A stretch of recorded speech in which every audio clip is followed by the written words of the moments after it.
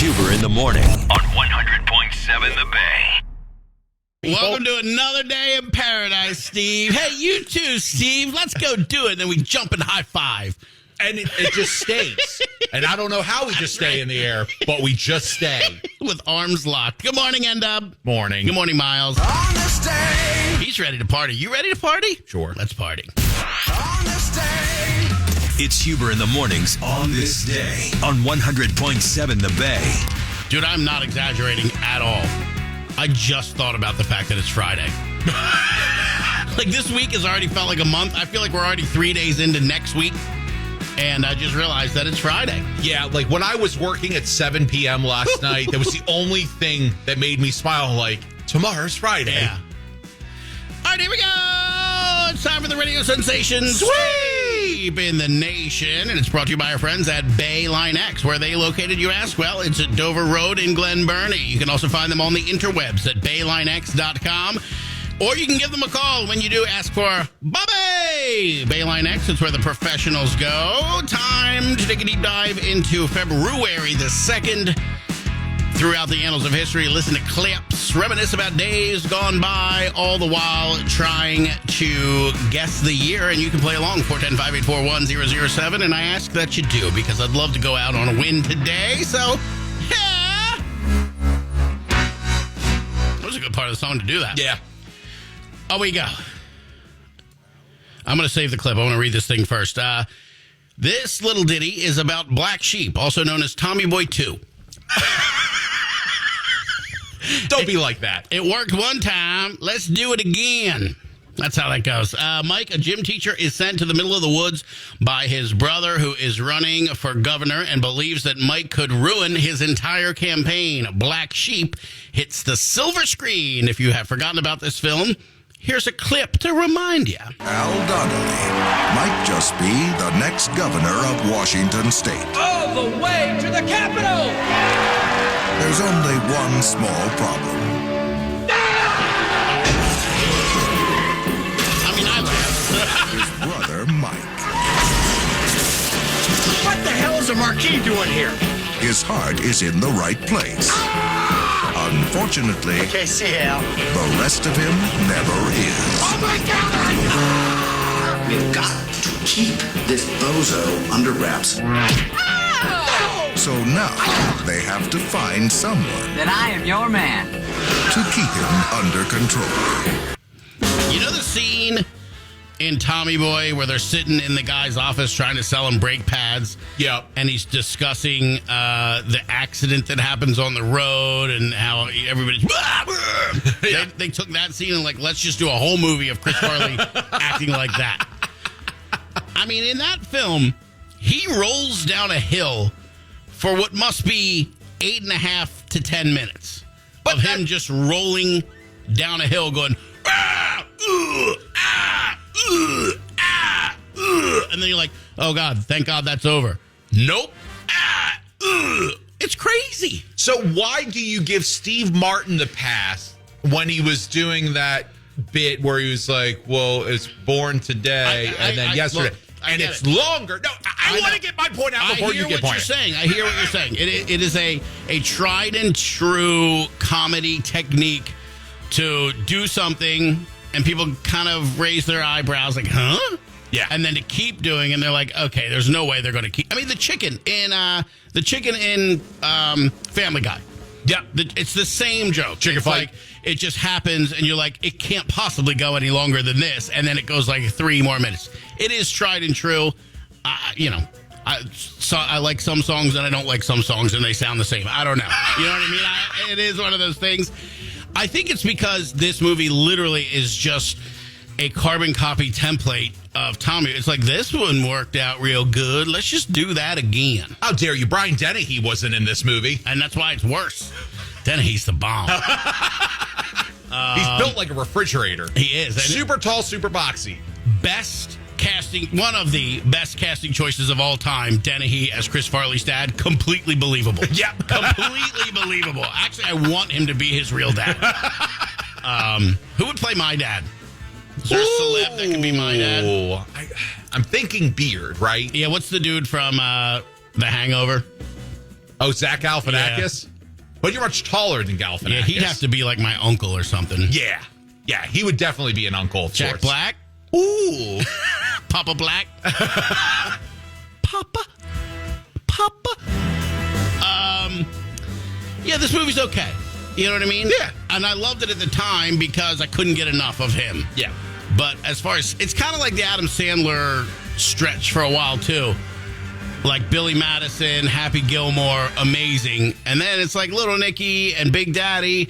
And at the time, they were good. But when you watch them back, it's like, these kind of sucked. I think I just liked them because I was so wrapped up in the vibe of those. But the ones that really stand out are Billy Madison and Happy Gilmore. And it's the same with this. I think the one that stands out definitely is Tommy Boy over Black Sheep, even though they're very similar.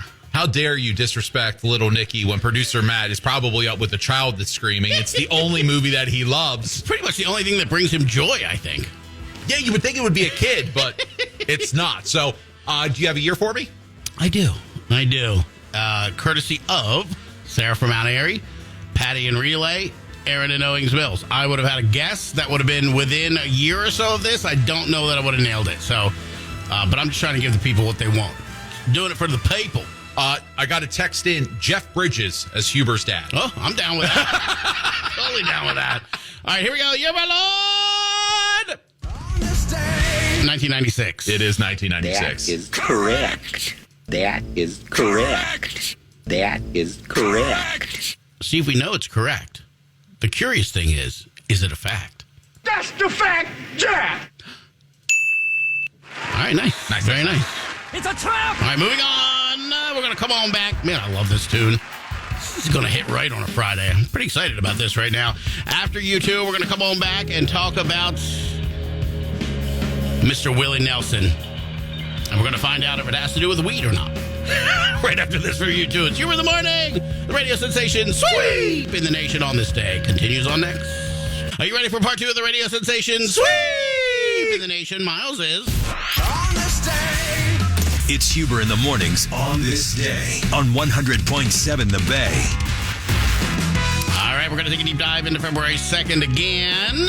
We just talked about the quasi-sequel, not really a sequel, but basically the same movie as Tommy Boy called Black Sheep. And now moving on to a country music icon. And an icon in the legalization of marijuana. And an icon in On the road again. being scruffy on your face. I've never seen Willie clean shaven, have you? No, he looks like a dirty old bum. Yeah. And he has for about 50 years. In the best possible way. So, hey, guess what I watched last night? Oh, my God. A music documentary! About what? I finished the second half of the Greatest Night in Pop about the recording of We Are the World, and Willie was part of it. Oh, nice. And Willie stuck around. There was a scene, there was a section in the recording where somebody suggested they sing something in Swahili. And then it was pointed out that Swahili is not the language of Ethiopia, and they should move on from that idea. But during the dialogue, Waylon Jennings, country superstar, goes, "I'm out." Just up and walked out on Bob Dylan, Bruce Springsteen, Stevie Wonder, Michael Jackson, Smokey Robinson, Quincy Jones, like, I ain't gonna have none of that. I'm out of here. And he just gets up and walks out. Now, do you think it was because of good intentions or bad intentions? He didn't know what those words meant that they were trying to sing, and he wasn't comfortable being part of something that he didn't know what the message was. That's what he said, and he walked out. But if only so many artists in this day and age would take the same route. It was pretty wild. But Willie Nelson, he does a great part in that, and he was part of the We Are the World thing. That's an amazing documentary. If you're looking for something to do this weekend to kill some time, The Greatest Night in Pop, it's on Netflix, and it's about, that amount of A-list stars in one room at one time, and they didn't finish till like 6 in the morning, and they started at like 11, and Al Jarreau gets hammered drunk. That was pretty funny too. But anyway, let's talk about Willie. Willie Nelson settled his $17 million tax debt with the U.S. IRS by paying them $9 million in cash and assets already seized. Some of the cash was raised through sales of his 1991 album, The IRS Tapes, Who'll Buy My Memories. That's a fantastic name, released specifically to fund his payout. Now, I mean, that's an amazing amount of debt. What do you have to earn to have that much debt? Right. Whew.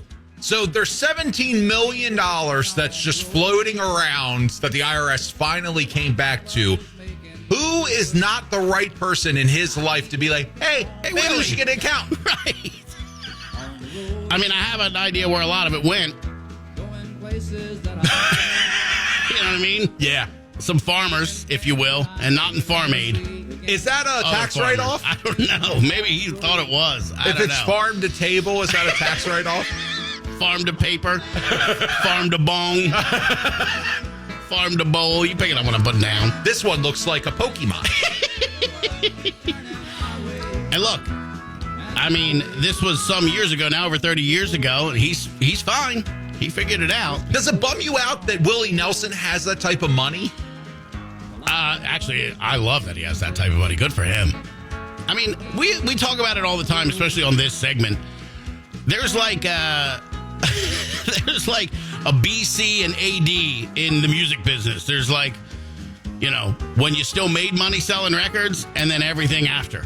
And it happened right around, I don't know, Napster time. Yeah. And iTunes more specifically, probably. Before that, you made money in the music business, especially on album sales and stuff like that, especially if you're somebody like Willie. Maybe you had a bad contract your first one. Maybe you had a bad contract your second one. But you last that long in the business, you get a little savvy, you start making some dough. Oh, Baltimore's own Crack the Sky didn't have a good contract number 2, so you tell me what happened. They should have called Willie. I need a year. Willie, what's the secret to your success? Don't pay them taxes. It'll make you rich. Till it doesn't. Well, Willie, what do you do if you don't pay your taxes, man? How do you, how do you survive? Aren't you worried about it? Nope. Willie, what do you do to take your mind off of not paying your taxes? I got some answers for you, folks. We get it. Give me a year. All right. According to 410-584-100.7, I got 2 suggestions that match, so I'm going to take them, Steve, and this is a risk. We're taking a risk here. But I'm going to go, "You're my Lord." On this day. I had to stop that. "You're my Lord." On this day. 1993. And in a Friday with a Mr. Randy Watson. That is correct. That is correct. That is correct. Curious, though. Is it a fact? That's the fact, Jack! It's good news. Yay! It's a trap! It's not a trap. It is. I want you to put your hands together. Put them together! And welcome to the stage. Big round of applause for Jackson Heights. Oh! Mr. Randy Watson. Yes! All right. Very Nice. cool. Very Yeah, cool. yeah, yeah. All right.